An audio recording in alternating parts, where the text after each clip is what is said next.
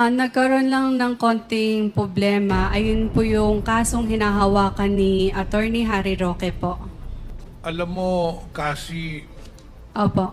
sa tingin ko lang at saka sa isipan ng mga tao dito, hindi po kami naniniwala na hindi ka involved dun sa Lucky South 99. Kasi kung nagpaparenta lang po kayo ng lupa, hindi ka kikita ng bilyon doon. Tatanda ka na lang tatanda, hindi ka kikita ng bilyon. I sincerely believe that Cassie Ong is withholding information regarding the operations of Lucky South 99, and I certainly believe that Miss Cassandra Ong is heavily involved or a partner of Lucky South 99. Thank you. Ngayon, anong tawag siya ng mga kaibigan mo? Anong palayaw mo, nickname mo? Kasi po. Kasi, okay. Kasi ang abogado mo po dito na kasama palagi si Atty. Topacio, hindi po ba? Yes po, pero today po si Attorney. Okay. Ang tanong ko lang, paano mo nakilala itong si Atty. Topacio? Hindi ko po siya totally kakilala. Nakita ko lang po siya sa sa social. Sa social media. Yes po.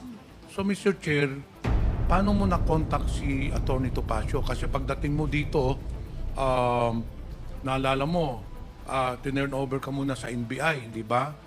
May proseso kayo, tapos dinala ka na dito kaagad sa Congress. Pagka umaga, or the next day, I think, we had a hearing, nandun na kaagad si Topacio. So, kailan mo na-contact si Atty. Topacio? Nakontak ko po si Attorney. Nakuha ko yung email nila, yung Topacio Law Firm sa Google po. Sa Google. Yes po. Tapos So, in-email kailan ko po mo sila. sinearch si Atty. Topacio sa Google nung nasa NBI ka o nandito ka na sa detention center? Nung panahon na in-email ko siya is around like last month, June? Ay no, June po. Last month. Kinontrata mo na si Atty. Topacio last month, hindi ka pa nahuhuli dun sa... Hindi po kinontrata. Nag-email lang po. Nag-email ka Wala lang. pong walang engagement. So, ibig mo sabihin na gratis amortis itong libre, itong pag-aabogado ni Atty. Topacio sa'yo? Hindi po siya libre. Nag-down payment po ako nung time na nasa MBI po ako. So nung panahon nung nasa NBI ka, sigurado ka kasi na ikaw ang nagbigay ng pera o baka naman may nag-contact kay Atty. Topacio, binigay sa'yo na abogado si Atty. Topacio at sila ang nag-down payment? Hindi po. Sigurado po ako po yung nag-contact sa kanya, ako din po nagbayad sa kanya. Mr. Chair, kasi bakit mo naman naisipan na si Atty. Topacio ang kukunin mong abogado? Nakita ko siya sa internet, magaling, tapos matapang po. Sigurado ka walang nag-recommendar sa'yo kay Atty. Topacio na ayun ang kukunin mo? Sigurado po. Okay. Dito tayo kasi. Sabi mo, ikaw ay pinanganak sa San Juan, hindi po ba? Yes po. Doon ka lumaki. Sa San Juan. Sa Binondo po. Hindi. Ang San Juan, magkaiba sa Binondo. Pinanganak po ako sa San Juan. Pero doon ka na lumaki sa Binondo. Tama po. Saan ka nag-aral? Hindi po ako nakapag-aral. Hindi ka nakapag-aral. Nag-aral po, pero hindi po nakapagtapos. Hanggang high school, nakatapos ka ba ng high school? Pwedeng hindi ko na po muna sagutin. Anyway, hindi ka rin nakadating ng college. Okay, wag mo na sagutin yun. Tinatanong ko lang yun dahil tayo sa pagpasok mo ng Lucky South 99. Kailan ka ba nag-apply doon sa Lucky South 99? Nag-apply po regarding saan po? Nagtrabaho ka sa Lucky South 99, hindi ba? Sa papers po. Okay, paano ka napasok doon? Pwede mong ikwento dito sa komitiba, paano ka napasok sa Lucky South 99? I mean, manantrabaho ka, hindi ba? Eh, hindi naman basta-bastang ikaw ba ay kinuha ng Lucky South 99 o nag-apply ka doon? Nung una po, sa amin po yung Lucky South 99 nung una po. Sa inyo? Opo, sa akin. Sa amin. Sa iyo yung sa Lucky South 99. Nung una po. Nung una po, yes po. But according to Stephanie, nauna po si Stephanie magtrabaho doon sa Lucky South 99 and then nagpa-interview ka doon sa Lucky South 99 at nag-apply ka. May I know po kung kailan po ako nag-apply at sino po nag-interview sa akin? Oo. Opo. Sino ba nag-interview sa iyo? Hindi, pwede kong malaman kung sino po yung tinutukoy na nag-interview sa akin nung panahon. Hindi mo na rin isasagutin. O dito po tayo sa big boss mo. Hindi mo naman ma-explicar dito, hindi mo na ipapaliwanag dito paano ka napasok sa Lucky South 99. Pero as per record, nauna sa iyo si Stephanie, sumunod ka, and then eventually, ito ang nangyari po ay nung nakapasok ka na ng Lucky South 99, naging personal translator ka ng big boss ninyo na si Duan Renew, hindi po ba? Ninong ko po siya. Ninong, Opo. paano mo nakilala si Duan Renew? Woo! Best friend po siya ng mami ko.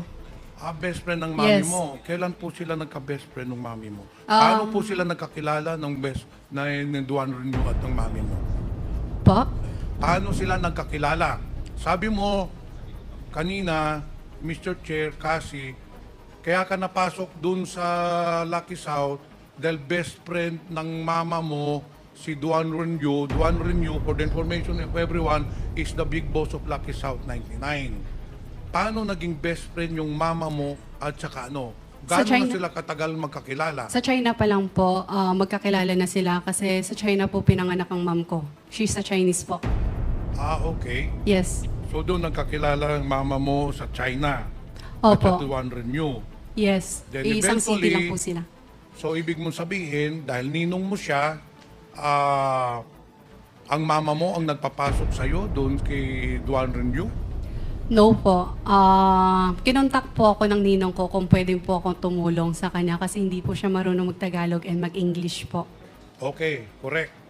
So, yun na nga ang unang tanong ko. Balik tayo sa unang tanong na hindi mo siguro nadinig. Ikaw ay naging personal translator na Duan Renew. Wu pala. Hindi po ba? Pwede din po. Ha? Pwede din po. Ay, hindi pwedeng sagot mo pwede din po. You became the translator, personal translator of the big boss of Lucky South 19, Mr. Duan Renew. Yes or no? Yes? You think? Hindi naman mahirap sagutin yun, Duan. Wala namang masama doon sasagutin that you became a personal translator. Sa pagiging personal translator mo, Mr. Chair, kasi naging palagi kang kasama ni Mr. Duan Renew. Hindi po ba? Yes po, nung una. So naging constant companion ka ni Duan Renew. Hindi po ba? If needed lang naman. Not always. Well, according to the testimony of some of the resource person, during the last hearing, wala ka pa, sinabi nila, naging personal translator ka, and because of your job, palagi kang kasama, constant companion. Again po, pag kailangan lang po, tsaka ako sumasama. And in fact, itong sunod ko na tanong, dahil palagi kang kasama, personal translator ka, hindi marunong magsalita ng Tagalog yung sa Duan Renew, sa dami ng transaksyon, totoo po ba ikaw ay tumira doon sa bahay o kung saan nakatira si Duan Renew? Yes po. Saan po yun? Saan po yung tinirahan yung bahay na kasama niyo si Duan Renew? Nung una po, kung saan po yung office. Tapos po, nung Saan huli, po ba yung office na yun? I think around sa Friendship Highway lang, pero hindi ko sure yung Sa address. Pampanga pa rin? Yes po. Okay. So, ilang taon po kayong nakatira doon ni Duan Renew? Wu pala. I think since then, since pumunta na ako doon na po ako nakatira. But sometimes umuwi din naman po ako sa Binondo. So, 2019 ka nagsimula magtrabaho kay Duan Renew, hindi po ba? Yes po. Okay. So, 2019, magkasama na kayo, doon ka tumira. Sino po ba ang kasama ninyo sa tiraan ni Duan Renew? Kami lang. Kayo lang, dalawa. Sa bahay po. But bahay nga. meron po kaming staff po. Okay. So, totoo po talaga na dahil ka nakatira ka na doon, totoo po talaga pala yung testimonya ng yung dating resource person po dito na palagi kayong magkasama. Iisang bahay po, pero hindi po lagi magkasama. Eh, hindi na, paano naman nangyari yun?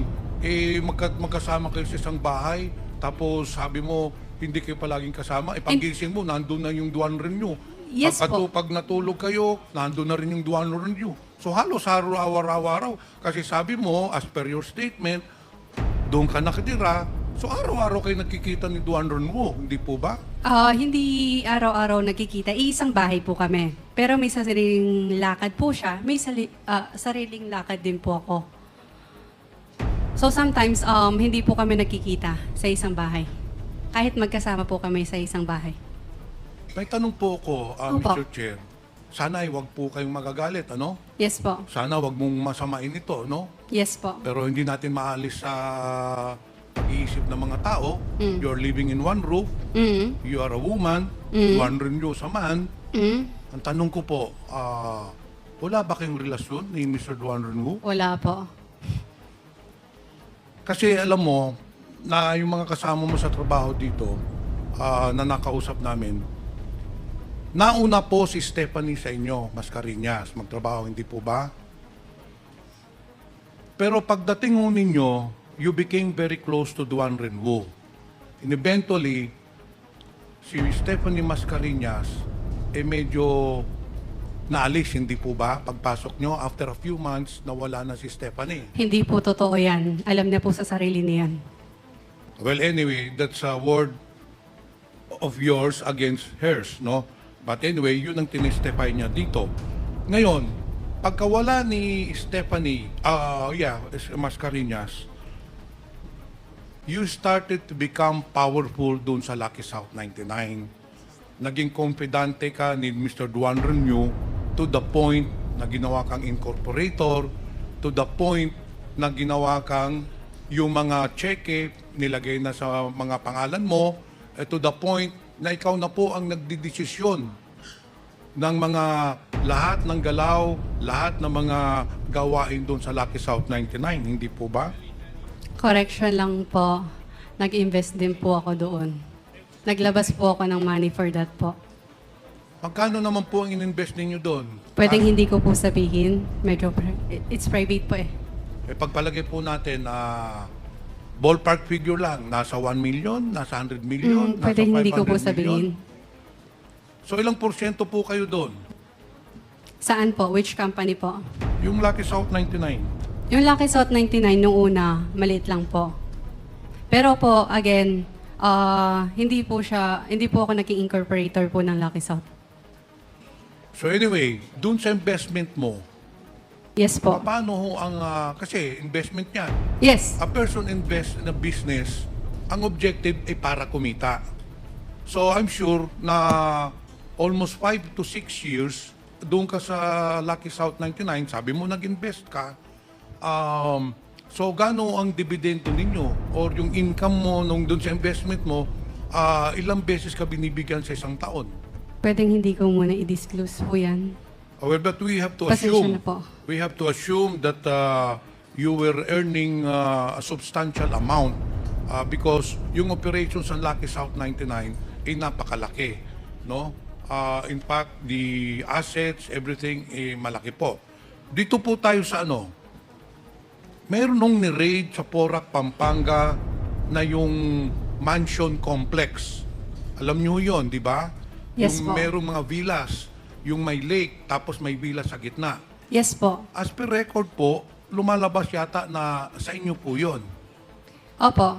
Lahat ng investment namin, lahat ng kinita po namin nasa Pilipinas po. Hindi, tinatanong ko lang. Sige, wala na. Tinatanong ko lang, sa iyo yun, gano'ng kalaki po yun? Opo. I think 3 hectares po. 3 2 to hectares. 3 hectares. Sa tingin mo, magkano na ang halaga nun? Hindi ko po sigurado. Sa tingin ko po at saka sa assessment ng ibang ahensya po, nagkakahalaga po ng 2.5 billion pesos po yun. 2.5 billion pesos. Napakalaking halaga for a 24-year-old. So, yun po ang isang mga katanungan po dito sa komitiba na lumalabas. You have ngang kumita ka talaga na malaki doon sa operations ng Lucky South 99. Again, To have that investment of 2.5 billion pesos, malaki hong kinita nyo sa Lucky South 99. And it just shows, Mr. Chair, that Cassie is heavily involved in the operations of Lucky South 99. The fact that her name appears in the several documents, the fact that she has amassed several billions of pesos of properties just shows that she is really part owner of Lucky South 99. Hindi po ba? wala po akong kinalaman sa operational ng Lucky South 99. Again, nagpapaupa lamang po kami at wala na po. Maliban sa paupa, wala po akong kinalaman sa Lucky South 99 or any POGO or operational ng POGO po. Okay, doon po tayo kasi, Mr. Chair. Nagpapaupa lang kayo sa Lucky South 99. Opo. Magkano bang upa ng Lucky South 99? 500 per square meter. Ilang square meters yun? Sa bahay po yun. Yung bahay is 3 hectares. Around 2 to 3 hectares po. Ano ba, klaruhin natin, ano bang pinaparentalan mo? Yung sa Porac, Pampanga o yung sa Porac, mansion Pampanga complex? po. Yung sa mansion complex? Hindi po. Iba po yung mansion, iba po yung office po. Okay, yung sa office, ilang hectares yun? Ilang square meters? Yung sa office, I think, nasa 7 hectares. 7 hectares? Pwede ko po i-double check. That's the land area. Kung 7 hectares, 7 Pero yung mismong, ano po, i-check ko po para sigurado. Ano yung 500 per square meter? Every month ba yun o yearly? Per month. Per month? Aba, sa 7 hectares, 70,000 square meters times 500, that's 35 million. I-double check ko po kung gaano kalaki po yung building mismo. Hindi, yun na yung sinabi mo. So you're, Opo, yung lot, 35 yung million. lot po is 7 hectares po. Kayo I pa think- ba may-ari nun, nung 7 hectares na yon? Hindi po. Sa Cruz family po. Paano, ikaw, bakit ikaw ang nagpaparenta nun? Sa Cruz family pala yun. Meron po kaming kontrata na may nangyari lang po. Pero as of now, hindi pa po siya sa amin. So ano ang kontrata ni Sasa nakasaad doon sa kontrata ninyo? Contract to sell po. Kaso nagkaroon lang ng konting problema. Ayun po yung hinahawakan ni... Contract to sell. Yes po. Ayun po yung hinahawakan ni... So, ilang taong ka nagpaparenta niyang lupa na yun na 7 hectares? Ilang taon? Bali, nag-start po siya sa maliit na... Bali, may phase 1, phase 2, phase 3 po siya. After kumita ng phase 1 po, tsaka lang binild yung phase 2. Tapos after kumita ng phase 2, tsaka lang nag-build yung phase 3 po. Okay. Opo. Yung lupa, Lahat po yan mache-check yung po. lupa kay Cruz family, pero yung kontrata ng lease, yung lease contract, sa'yo, it's between you and Lucky South 99. Ganun Yes. po ba? Ngayon, binabayaran ka ng Lucky South 99 ng rental. Binibigyan mo ba yung Cruz family? Nag-i-installment po kami. Ang usapan po namin with their father, si Roberto Cruz, installment po ang lupa. Pero hanggang ngayon, di pa nyo nababayaran. Nagkaroon lang ng konting problema. Ayun po yung kasong hinahawakan ni Attorney Harry Roque po. Alam mo, kasi Opo.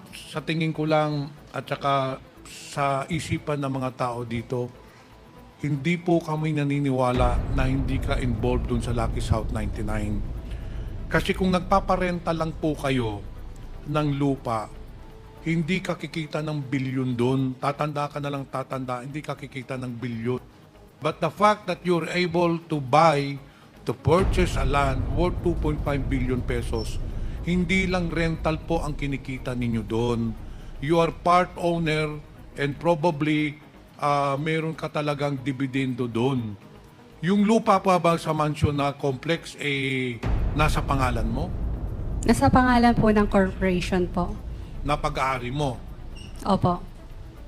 Mr. Chair, I have no further questions, but upon interpellation, I sincerely believe that Cassie Ong is withholding information regarding the operations of Lucky South 99, and I certainly believe that Ms. Cassandra Ong is heavily involved or a partner of Lucky South 99. Thank you, Mr. Miss- Chair.